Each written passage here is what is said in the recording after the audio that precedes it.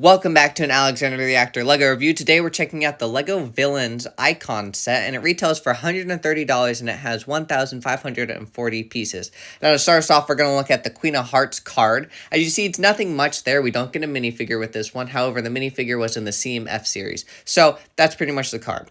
Next up, we're going to look up at the Poison Apple, and the Poison Apple was a really fun build to build. You see, you've got poison in the front, and you've also got the poison dripping down. On the back, it looks like just a normal apple, which is pretty cool. And at the very top, you can actually move the leaf up and down.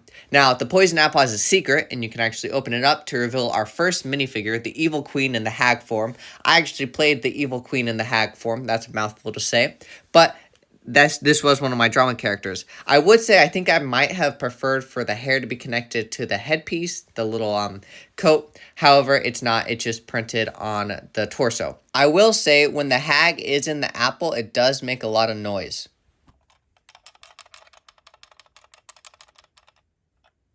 Next up, we're going to take a look at this clock, whose villain is not in the set because this villain is Captain Hook. You can see it on the back. He was in a CMF series later. I do have a question on why these minifigures, not minifigures, these prints of Peter, Wendy, John, and Michael were not minifigures, because we do have minifigures for Peter and Wendy, and I don't think it would be that hard. You've also got this handle that you can use, but I don't think many people are going to use it. I think it's going to be more of a display piece for most people.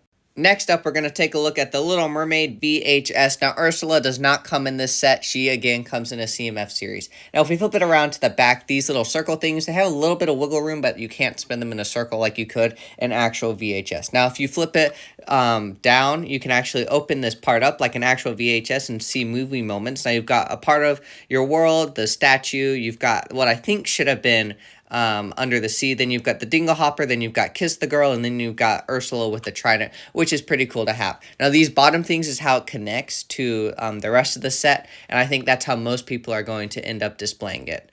Now we're going to take a look at the first VHS cover. This is from Aladdin, and this is displaying Jafar. Now, if you open up his face, you can actually see the Genie Jafar. This minifigure is really great. It's not my favorite in the set, but he is a really cool minifigure. As you see, he's like basically the red genie that you see at the very end of the movie. He does not have double-sided face, but that makes sense given that you can see all of his face. Now, if you close this up, we're going to take a look at the other VHS cover, and this one is the Sleeping Beauty's VHS cover. Now, a really cool thing about this cover is this Sleeping Beauty that you see in the middle, not that, but this is printed. It's not a sticker, it's printed. It's a beautiful printed. Now, you can actually open up the top part just like you could in the other one to reveal our next minifigure, which is Maleficent. And Maleficent was laying down, but you could also display her standing up. Now, taking her out, this Maleficent is an amazing character. As you see, she's got her staff, and then you've also got this great dress piece. Her horn piece is really cool. I could see a lot of people really enjoying this piece. She does not have a double-sided face. However, she does have this really cool cape, or whatever you call this thing, and it's actually two colors. You've got a black, and then you've got a kind of purple cover. Now, a really cool thing about these VHS covers is they've got the little crease that the actual covers would have. Now, you can't open these up, but if you run your finger along them, it does actually kind of bring back the memories of, oh, this was a VHS cover. So that was a really, really cool detail that they added. If you want to, you can remove the Sleeping Beauty VHS cover. I don't know why you would, because the back's not all that flattering, and then the other side's also not flattering because you've got those things sticking out, but that is an option if you wanted to.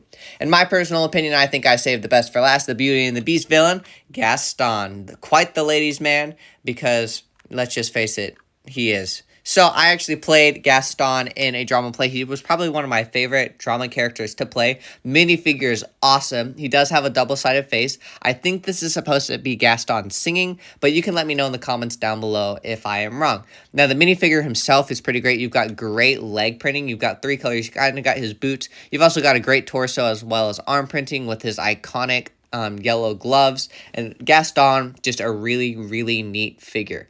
Now, another cool thing with the Beauty and the Beast book is you've got this secret area, obviously, where Gaston is stored, but at the very top, you can actually open it up to reveal the Beauty and the Beast rose. Now, hopefully, this is a little teaser for a Beauty and the Beast minifigure set. I would love a Belle and Beast minifigure, but a guy can only hope. That is all for this LEGO review. Thank you so much for watching until the end. Hey, if you enjoyed this video, why don't you think about subscribing, and I will see you in the next LEGO review, or just video in general.